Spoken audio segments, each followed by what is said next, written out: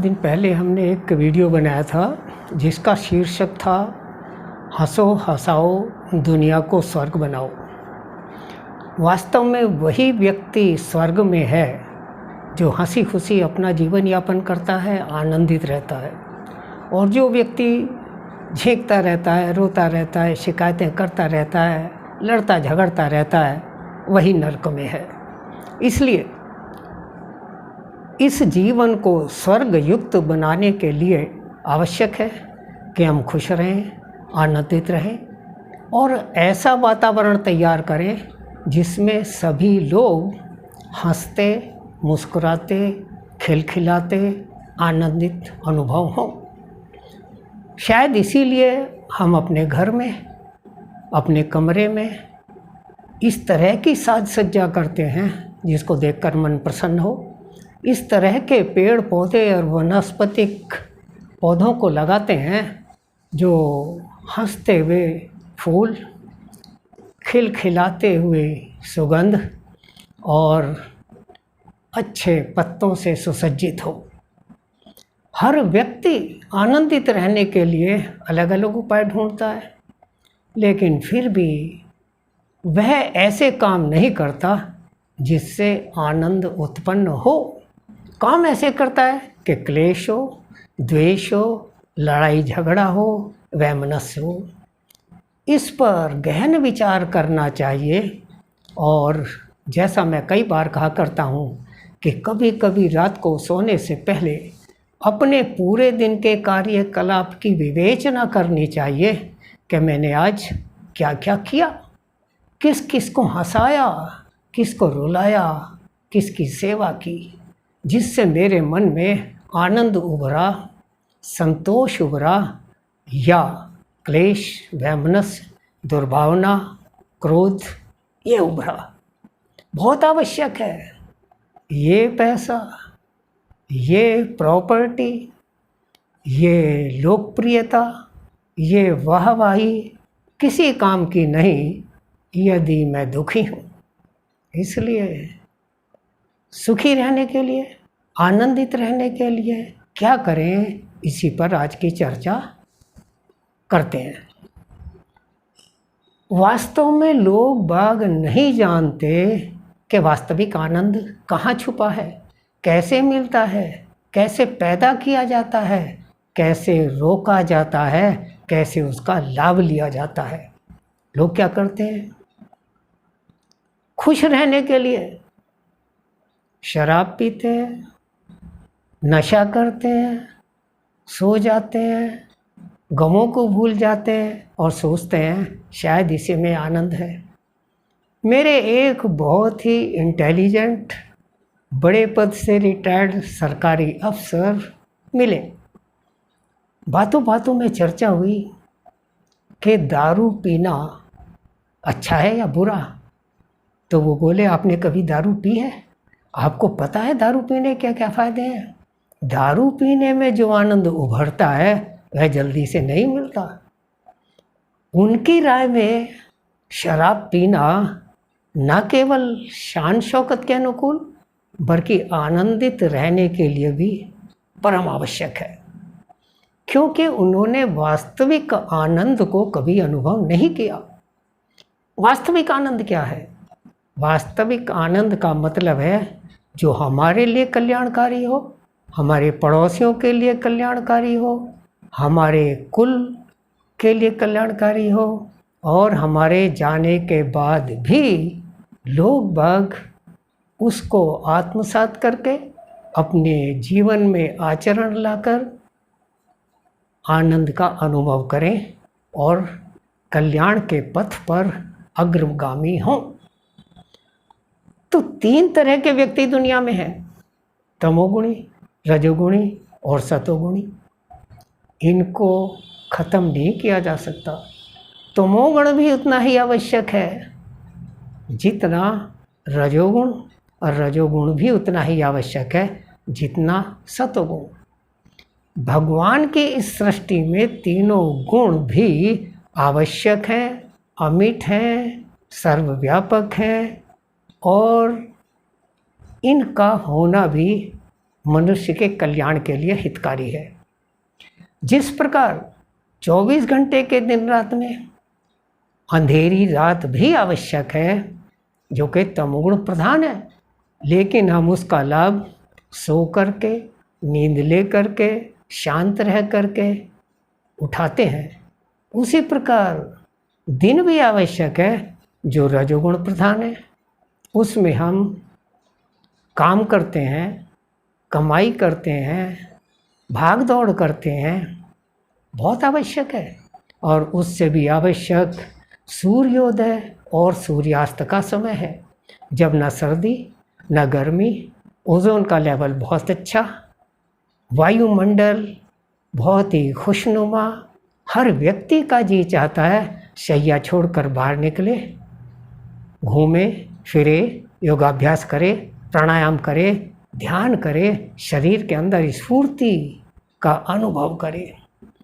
तो इन तीनों चीज़ों को सदुपयोग करके एक व्यक्ति सदा आनंदित रहता है, लेकिन कई व्यक्ति केवल रात को ही पसंद करते हैं, जैसे कामुक व्यक्ति, आलसी व्यक्ति, चोर, डकैत, गलत काम करने वाले, उनके लिए वही प्रिय है।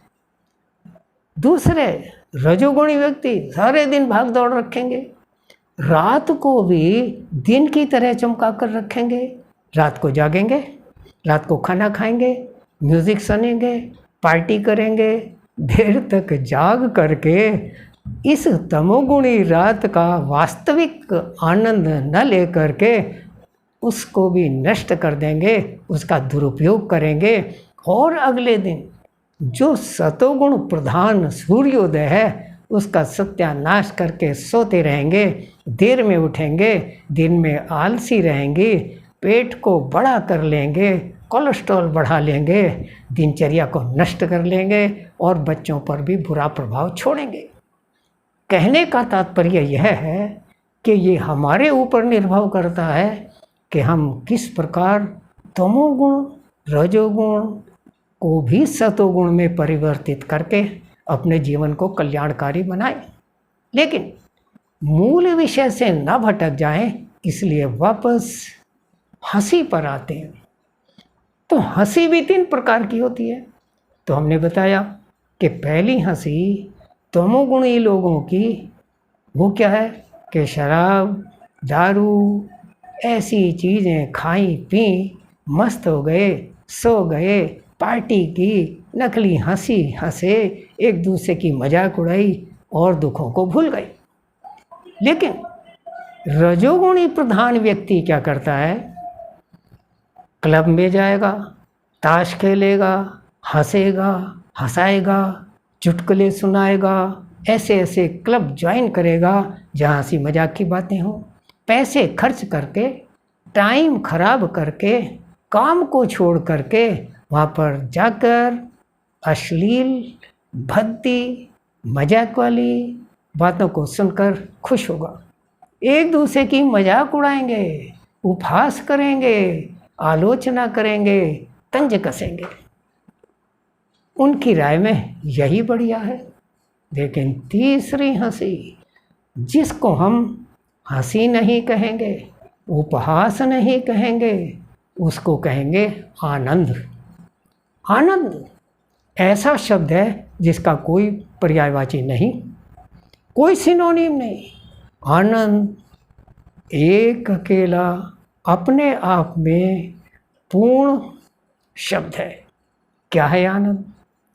आनंद वह चीज़ है जो आप तमोगुण और रजोगुण से ऊपर उठकर सतोगुण में रह करके अंतर आत्मा महसूस करते हैं।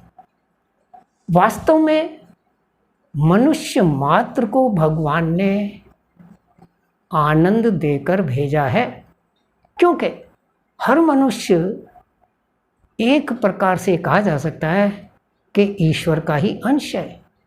ममैवांशो जीवलोको जीवभूतो सनातन, श्रीमद् भगवद गीता में आता है। लेकिन कैसे? और भगवान का स्वरूप है सच्चिदानंद, अर्थात सत चित और आनंद स्वरूप। सत अर्थात सात्विक, चित अर्थात चेतन और आनंद स्वरूप। वही आनंद जब हमारे अंदर उभरता है तब हम अपने आप को प्रभु के समीप पाते हैं।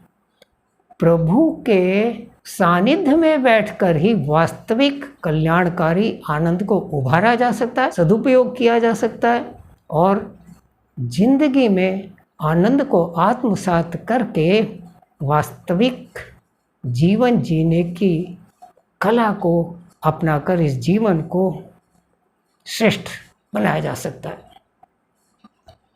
लेकिन वो कैसे उभरे? कहने के लिए बड़ा आसान है, सुनने के लिए बड़ा आसान है।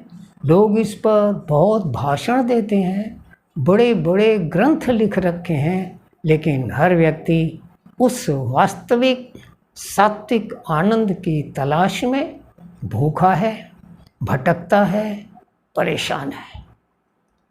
तो जैसा हमने कहा कि ये सतोगुण प्रधान अंतर आत्मा से पैदा हुआ आनंद है, इसका मतलब यह उसी व्यक्ति को मिल सकता है जिसका जीवन सतोगुणी हो। सतोगुणी क्या है? जो चीज़ हम पसंद करते हैं, जो चीज़ हमको अच्छी लगती है, वही कार्य दूसरों के लिए भी करें, दूसरों को भी खुश रखें, दूसरों को भी शांत रखें, दूसरों को भी आनंदित रखें, तो स्वयं हमारा आनंद उभरेगा।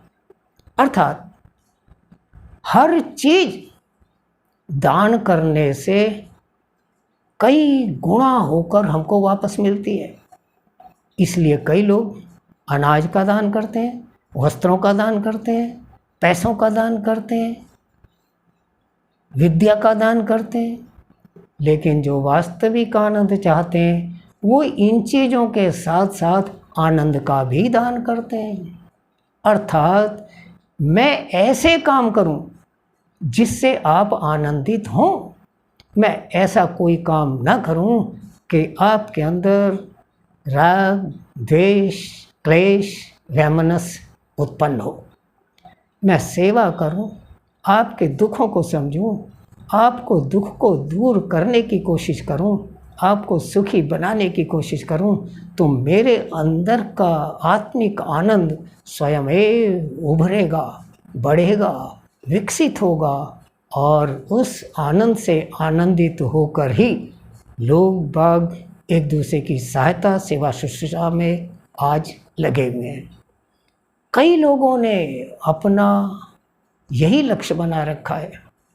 मुझे बड़ा संतोष होता है जब मैं देखता हूँ कि कई संस्थाएं दान के द्वारा, भोजन के द्वारा, शिक्षा दान के द्वारा, धर्मशालाओं के द्वारा, प्याऊ के द्वारा इतने सत्कर्म में जुटे हुए हैं जहाँ पर कोई वैमनस्य, क्लेश, द्वेष, क्रोध, गुस्सा, लड़ाई झगड़े का नामो निशान नहीं है। वास्तव में वे आनंद बांट रहे हैं और उसके परिणाम स्वरूप उनको आनंद मिलता है, न केवल इस जन्म में बल्कि वे अपने संस्कारों को पकाकर ऐसी जगह जन्म लेते हैं जहाँ अगले जन्म में भी उनको आनंद मिले और फिर वे इसी सीढ़ी से चढ़ते चढ़ते एक दिन सारे तमोगुणों से दूर हो करके, रजोगुण से दूर हो करके पूरी तरह परमार्थ के पथ पर चलकर सतो गुण का अवतार बन के जन्म जन्मांतर के लिए आनंद को अपने कब्जे में कर लेते हैं और मोक्ष का रास्ता प्रशस्त करने में सफल होते हैं। अब प्रश्न यह उठता है कि कोई व्यक्ति आनंदित है या नहीं, इसका कैसे पता चले?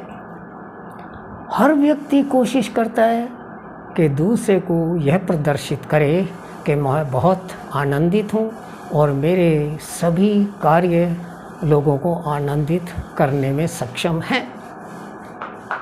लेकिन जो व्यक्ति आनंदित है उसका आनंद कैसे दिखे? इसको हम इस प्रकार से समझ सकते हैं कि भगवान ने हमको आनंदित जन्म दिया। एक बच्चा पैदा होता है तो उसकी मुस्कुराहट, उसके चेहरे का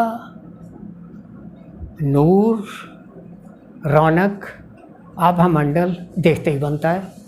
हर व्यक्ति उससे प्यार करता है, उसको लेना चाहता है, उसके साथ बात करना चाहता है, क्योंकि हालांकि वो तमोगुण प्रधान है, उसको ज्ञान नहीं है। गंदगी कर देगा, ज़ोर ज़ोर से रोएगा, बड़े से बड़े लाट साहब के गाल पर थप्पड़ मार देगा, कहीं भी पेशाब कर देगा, फिर भी कोई बुरा नहीं मानता। और एक समझदार व्यक्ति इन सभी बातों से दूर रहकर कोई गलत काम नहीं करेगा, फिर भी लोग उससे नाराज़ हो सकते हैं, क्योंकि नवजात शिशु है। भगवान ने उसको आनंद से परिपूर्ण करके जन्म दिया है। लेकिन जैसे जैसे वो बड़ा होता है तो सांसारिक बातों को पकड़कर, सीखकर, अपनाकर, तमोगुण और रजोगुण को अपनाकर उस आनंद को धीरे धीरे धूमिल कर लेता है। और जैसे जैसे उसकी आयु बढ़ती है, उसके चेहरे पर वो रौनक, वो नूर, वो आनंद गायब होता चला जाता है। वास्तव में हम उस श्वेत कागज की तरह हैं जिस पर कोई दाग धब्बा नहीं है, बिल्कुल वाइट, सफ़ेद। लेकिन हम सांसारिक कार्यों में संलग्न होकर उस पर काला, पीला, लाल, अलग अलग रंग के कलम से कुछ लिखते हैं और उसकी सफ़ेदी को नष्ट कर देते हैं। अर्थात वास्तविक आनंद उस सफ़ेदी के रूप में धूमिल पड़ जाता है, कम होता जाता है। इसका मतलब यह कदापि नहीं कि हम पढ़ें लिखें ना, दुनियादारी की बातों को ना सीखें, लेकिन हम दुनियादारी के उन सांसारिक कार्यों से दूर रहें जो तमोगुण प्रधान है और रजोगुण प्रधान है, जो लोभी बनाते हैं, लालची बनाते हैं, मोह माया में फंसाते हैं। जब हम इस प्रकार इन दुर्गुणों से दूर होकर अपने मन को बिल्कुल साफ कर लेते हैं, तब हमारा मन बिल्कुल सफ़ेद कागज़ की तरह निर्मल हो जाता है और वास्तविक आनंद उभरता है। मैं इसीलिए लोगों से आग्रह करता हूँ कि खाना खाने के बाद तीनों समय 10 मिनट के लिए अपनी सांसों को देखें, क्योंकि सांसों को देखना एकमात्र ऐसा कार्य है जिसके अंदर ना अच्छाई, ना बुराई, ना राग, ना द्वेष, ना लोभ, ना लालच, वो हमको लेनी ही है। अर्थात सांसों को देखने से हम सांसारिक दुर्गुणों से बचकर उभयगुणी बनते हैं। उभयगुणी बनते हैं अर्थात वो कागज़ जो सफ़ेद रंग का आनंद स्वरूप कागज़ हमारे मन का है, उसके ऊपर से सांसारिक रंगों को उतार करके वापस उसको सफ़ेद रंग में लाने की चेष्टा करते हैं। और जब हम खाना खाने के फ़ौरन बाद 10 मिनट ऐसे बैठते हैं तो जो अन्न हमने खाया है उसके अंदर भी ये सांसारिक दुर्गुण नहीं आ पाते और हमारा खाना भी सात्विक बन जाता है। तथा सोने से पहले इस तरह 10 मिनट अगर हम अपनी सांसों को देखें तो रात को नींद अच्छी आती है, हमारी काली तामसिक रात भी सतोगुणी बन जाती है। और अगर सुबह उठते ही इस तरह 10 मिनट अपनी सांसों को देख लें तो सारे दिन हम सतोगुणी प्रधान रहते हैं, आनंदित रहते हैं। ध्यान से रात को सोने से पूर्व आत्मचिंतन करें, आत्म मंथन करें। कौन से काम ऐसे किए जिसने मुझको आनंदित किया, उनको बार बार रिपीट करें। और कौन कौन से ऐसे काम किए जिससे मैं दुखी हुआ या उससे और लोग दुखी हुए, उससे बचें, कान पकड़ें कि कल से उनको नहीं दोहराऊंगा। तो शायद धीरे धीरे हम अपने चरित्र को, अपनी आने वाली भविष्य की जिंदगी को ऐसा स्वच्छ, साफ, सुंदर और आनंदित बनाने में सक्षम होंगे जिसकी खोज हर व्यक्ति करने की चाह में आज भटक रहा है, लेकिन वास्तविक पथ को भूलकर वास्तविक आनंद से वंचित है।